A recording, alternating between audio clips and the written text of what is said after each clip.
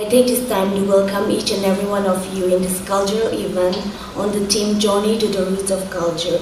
I hope we'll have a great time together. Now I give time to Ketua Anggami, President ARC Foundation, to take us through the objective of the program. Okay, on behalf of the organizers, down the line, we have seen that many histories have been forgotten. What is unique about us as Nagas is something that we are forgetting. And what if this trend continues? Where will we be 5 years down the line, 50 years down the line? Now, I'm not organizing this program because I know everything. Rather, I'm organizing this program because I know only 5% of what actually Nagas is and are all about. Therefore, I also want to enrich myself through this program, inviting various resource persons to deliberate on the key issues, to understand where we stand and whether we are standing and looking towards the right direction, heading towards the right direction. Now, if we are honest with ourselves, the beauty of our customs, the traditions, the richness of the Nagas that we share, that we have inherited from our forefathers. Many, of course, has been documented, but many are just by word of mouth. I was just 2 days, it was a random YouTube browsing, as many of us does. I came across a channel, I forgot the name of the channel, but it talks about certain casualties, unfortunate incidents that has happened to the history of Nagas. For example, the invasion of the British, how do we pronounce, the Métis Crew massacre, Black Day of the Puchuri. Now, I'm just citing 1-2 examples. Do we know that incident? Why it happened? How did it happen? What has resulted out of all the situations that transpire to this present situation of our society today?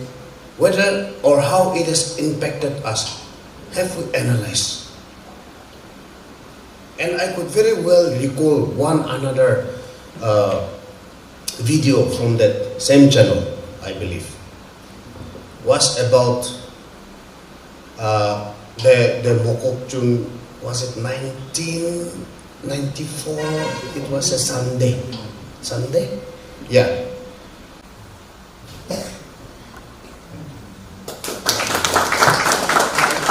Festival every December, so you're aware. But the hornbill is not just a bird, you know. And when we go to our indigenous roots, our ancestors, because our ancestors also must derive the values basing on something. You know? So I found out that the hornbill was the one, the majestic bird from where we derive the value of valor, beauty, youthfulness, and even free spirit. And some of them even say that maybe the Naga spirit of freedom is also derived from the hornbill, because the hornbill can fly to whichever direction it wants to go, and the hornbill can adapt to any kind of environment. You know, it lives in harmony with the nature, and it can defend itself, it can fend itself, it can protect itself, and it can also, you know, if it so happens, it can also be offensive for survival. So we can see that, okay, we thought the hornbill is just a bird, but you see how our Naga values have been derived even from a bird like a hornbill. The next one. The next one, of course, again, I want to show you that is the Mithun. You know? The Mithun, of course, if you have tested the Mithun, and I'm sure you must have tested, it's very tasty. But the Mithun is also the animal from where we have derived, or at least our ancestors have derived the value of strength and power, and yet peaceful and steady. Maybe even agility also, because if you've seen a mithun, how agile it can be. So I think this is the kind of values that we have, cultural values that we have derived from the animals or the birds that we live with. And if you look at our own roots, we live as a people, we live in harmony with nature. Our seasons were always heralded by the flora and fauna. Like, oh, the bird is singing now, so it must be sowing season. Oh, the flowers are like this, the trees like that, the rivers. This is how we have derived our values. It didn't just come out. Today, most of the time, for young people like you all, or like my children, where do you derive your values from? Maybe you derive your values mostly from internet. In fact, I have a colleague in Hyderabad who wrote to me one day and said, "How are you doing, Dr. Muli? I'm getting such kind of patient. I'm facing very challenging with my patient." I mean, we are from mental health profession, so he's a psychiatrist. So then he said, "I'm getting clients who are idiots and very difficult to treat." And he gave me the sort of the abbreviation of idiot: internet-derived information obstructing treatment. No, everyone is going to the internet now for little this thing, and then you find out from there, and then you just go to the doctor to confirm. And you want to sort of let the doctor. In fact, there was a client, he said, "Doctor, I'm really having a burst appendix, because there is pain abdomen on my, so where? On the left side." So the doctor said, "Actually, appendix should be on the right side." But he had derived those information from the internet. So you are living in that age, but we cannot forget our root. Where are our values of valor, or where are our values of freedom, or where are our values of strength and power? Where has it come from? And it has passed on by oral method that we have got in. But then as we go on, where were these values imparted to the young people? It was in the village, it was in the Moru. I mean, we are all aware about the Moru. We, Lothas don't call it the Moru, we call it Chombo.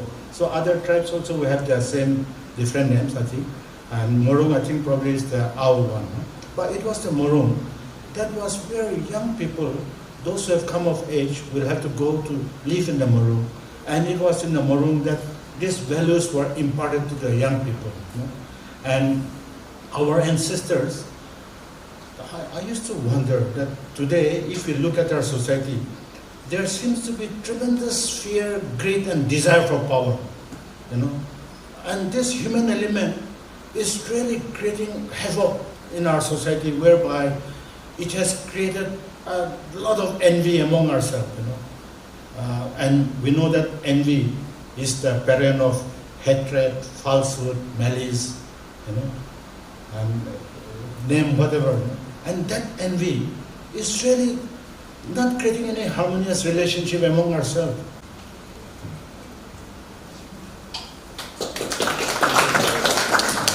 Today, in today's present situation, every tribe, every organization is very fond of our traditional attire. Culture and traditions is not only our traditional attire or our folk song, but we must know the meaning of what is our culture. Today I see a good number of you in your best dress and in your best tribe attires. I doubt how many of you really know the meaning of what you are wearing. Maybe it's just because you buy from the market and you know that it belongs to your tribe. But you have never go back to your home, ask your parents, what is the meaning of this dress or this necklace, whether I can put it on, am I fit to put on this? Maybe you have forgotten that, to ask your parents, your elders. So, as a family and as mothers, I just want to deal a few points on this. Just putting our traditional attire, our necklaces, or sing a folk song is not, I repeat, it's not our culture and our traditions. We must know the meaning of it, and to know that you will not learn from your school, your college, you have to learn it from home. Because all of us, every individuals, we come from home, isn't it? We come from home, where our parents are our first educators. So don't forget that. There are certain dresses and necklaces or earrings which is not being used by the common people. Only when you are able to achieve something, you can put on that very dress, that very necklace, that very earrings. And therefore, it's very important that you know the meaning of what you are putting on. Another important point that I want to stress on is language. Language. All of us, you all are educated, and all of us as your resource persons also, we consider ourselves that we are leaders, we are able to exhort you. But going back to our language, our mother tongue. Because all of us, we belong to a family, to a particular village, to a particular tribe. And we tend to forget our own language. Because we don't speak that language in the house where we live. We are trying to speak on English, that is also half. Then another dilution is the Nagamese. And therefore, we are forgetting our mother tongue, our real identity of our culture, our identity and our tradition, that is our language. All educated persons must really respect your own language. It is very, very important. Unless you know to speak your tribe language, your village language, then even if you dressed up with beautiful attires, you don't prove yourself that you belong to that very particular village or to that tribe. And therefore, give more importance to learn your mother tongue, your village language, your tribe language. It is important. All this comes from our behavior, our gesture, our action. That covers the culture. What is culture? Culture is something that we repeatedly do, say, and that is called our behavior. What we do all the time, every day, everywhere. This is our behavior reflects back to our life. So I have the privilege to announce of this gathering that the mothers, we have chosen Molung Nengla Longchar as the best dressed up for today's meeting.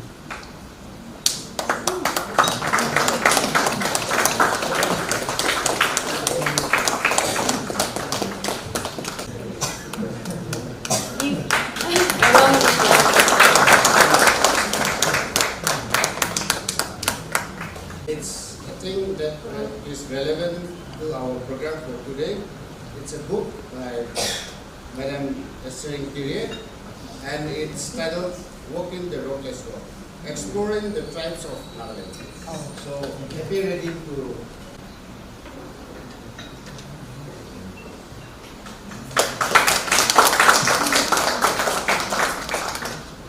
I appreciate all the participants who come from various places to attend this program. We thank our foundation also for organizing this program. Our gathering here is not only an event, it is a celebration of rich cultural, as our mother was saying, diversity and heritage. And the potential it holds to shape a brighter, inclusive and most sustainable future for all of us, which ultimately contributes to the sustainable development goals. Some of the key sustainable goals aligned through promoting cultural activities are: it can foster wisdom and knowledge sharing, enabling broader perspective and profound understanding of different languages, cultures and traditions. SDG number 4, it says quality education. And the SDG number 1, it says no poverty. And the SDG 8, decent work and economic growth.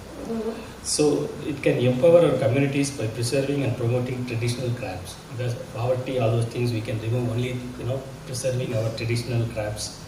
At a sustainable use of natural resources, creating economic opportunities for local artisans and communities, which can generate a stable source of income and promote sustainable economic growth. In this regard, on the 17th September, our Honorable PM, he inaugurated that Vishwakarma program. The program is mainly to support artisans and craftsmen. Any craftsman or artisan in traditional culture, they are identified. They will be getting assistance from the banks. Loan will be given to the young people who are making traditional crafts.